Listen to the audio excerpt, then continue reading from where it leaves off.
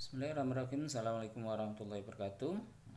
Bagaimana kabarnya anak-anak kelas 12 IPS? Semoga baik-baik dan sehat selalu.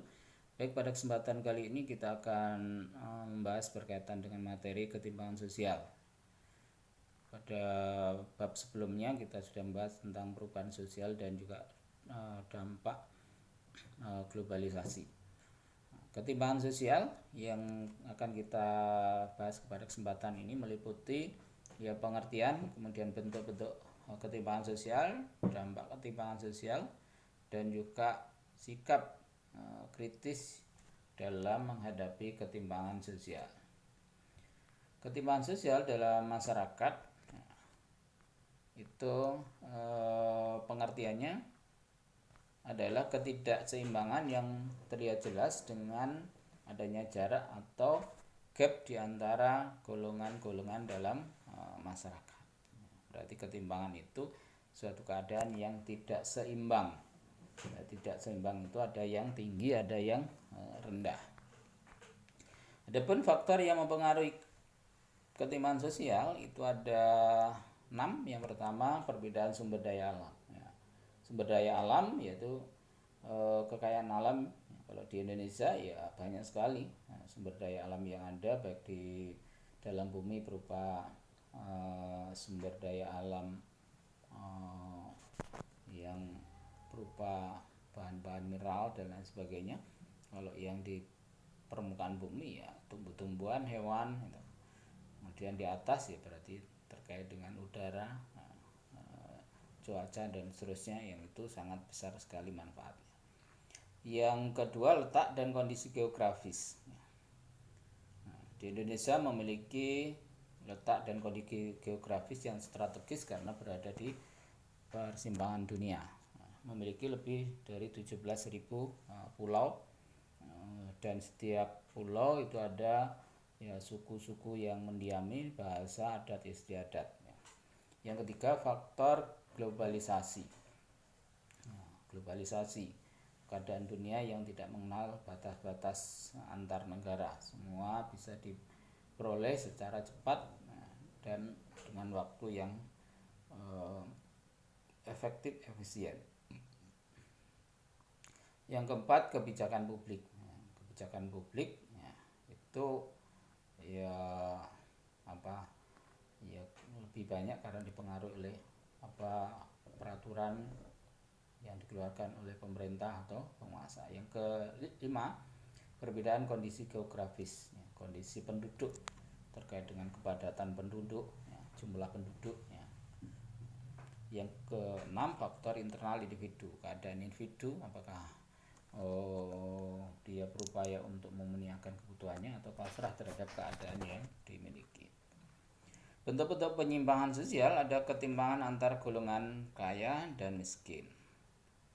Yang kedua, ketimpangan pemilik modal dan buruh. Yang ketiga, ketimpangan pembangunan. Yang keempat, ketimpangan kesempatan. Yang kelima, ketimpangan budaya lokal dan budaya global. Dan yang keenam, ketimpangan gender. Nah, ini bisa kita lihat. Yang pertama, ketimpangan antar golongan kaya dan golongan miskin. Ini bisa dilihat contoh dari ketimpangan dalam bentuk tempat tinggal atau rumah. Kalian bisa membandingkan antara rumah gubuk dengan rumah yang bertingkat dengan bahan-bahan dan juga kondisi yang lengkap. Kemudian yang kedua, ketimpangan pemilik modal dan buruh. Mengapa ini terjadi?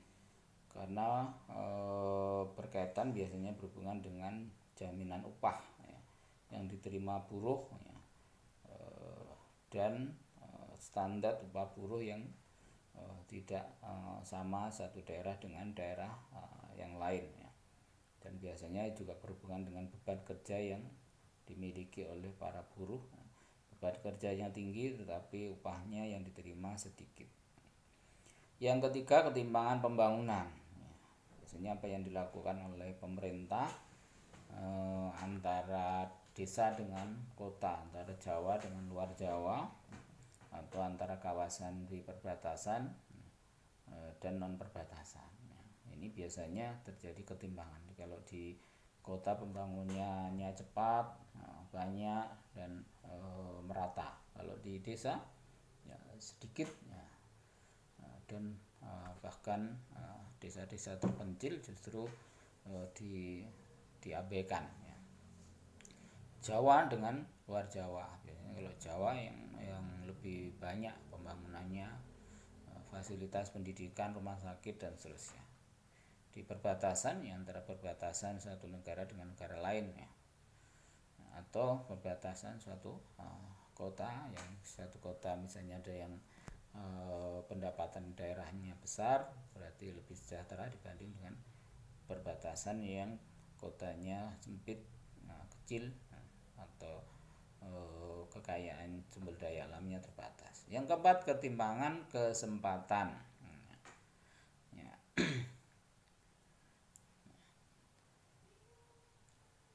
Ketimpangan dalam bidang pendidikan. Yang kelima, ketimpangan budaya lokal dan budaya global. Nah, berkaitan dengan budaya lokal ya biasanya berhubungan dengan budaya daerah yang dimiliki oleh daerah, yang sebenarnya memiliki khasanah yang banyak tetapi tidak dikembangkan dan juga tidak dipelihara, kadang kemudian hilang. Sedangkan budaya lokal ya budaya yang sudah diikuti oleh masyarakat dunia. Meski budaya dunia itu belum tentu sesuai dengan budaya masyarakat ya Indonesia misalnya. Yang keenam, ketimpangan gender. Nah, berkaitan dengan gender itu biasanya tuntutan yang menyamakan antara tugas dan tanggung jawab laki-laki dengan perempuan. Kalau di dalam Islam sebenarnya sudah jelas apa tugas dan tanggung jawab laki-laki dan apa tugas tanggung jawab perempuan. Cuman kalau di era sekarang itu semuanya berupaya untuk disamaratakan, terutama berkaitan dengan aktivitas pekerjaan, jabatan dan seterusnya. Bisa dampak ketimpangan sosial. Nah, dampak ketimpangan sosial itu bisa karena bisa berakibat pada diskriminasi sosial, monopoli kekuasaan, kecemburuan sosial, dan juga konflik sosial. Diskriminasi sosial ya, itu terjadi karena perlakuan antar kelompok meskipun mereka memiliki hak yang sama. Kemudian adanya pengecualian atau pembatasan kesempatan ya, terutama dari orang yang miskin dengan orang yang kaya, orang yang di pedesaan dengan perkotaan dan seterusnya. Yang ketiga, pengutamaan atau kecenderungan terhadap pihak tertentu ya, biasanya kalau orang yang kaya itu mudah untuk memperoleh akses, orang yang punya kekuasaan mendapatkan fasilitas-fasilitas khusus.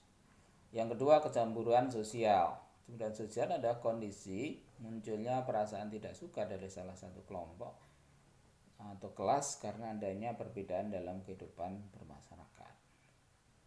Yang ketiga, monopoli kekuasaan ya. Dari kekuasaan ya, itu biasanya ya, berupaya untuk direbutnya bahkan dengan menghalalkan segala cara, dan kalau sudah berkuasa tentu ada keinginan untuk ya mempertahankannya. Dan di era sekarang dalam rangka untuk memperoleh kekuasaan itu dengan modal yang besar.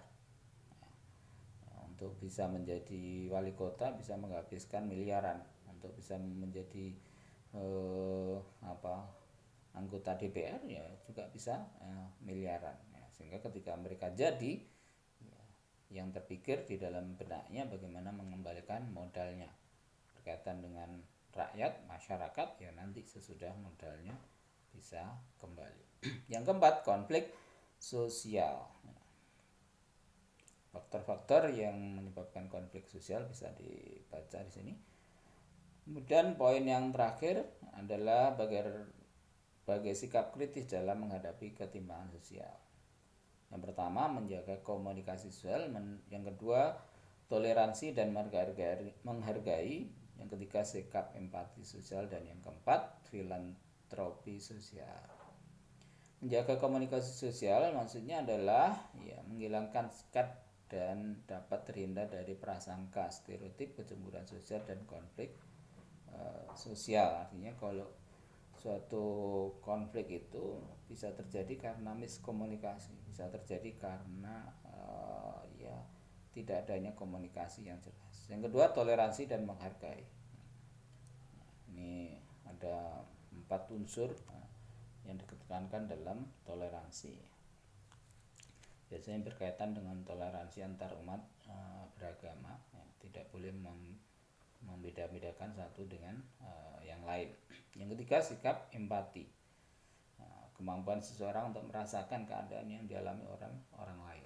Sebagaimana kalau sekarang masa pandemi ini, sikap empati sangat diperlukan bagi orang yang punya kelebihan harta, ya saling peduli, saling membantu kepada saudaranya yang sekarang lagi mengalami kesusahan, mengalami PHK dan seterusnya. Yang keempat, sikap filantropi atau kegiatan yang menunjukkan kemurahan hati atau kedermawanan terhadap orang lain atau kelompok lain. Itu didasarkan pada respon terhadap realitas sosial. Dan yang kedua, karena dorongan keagamaan.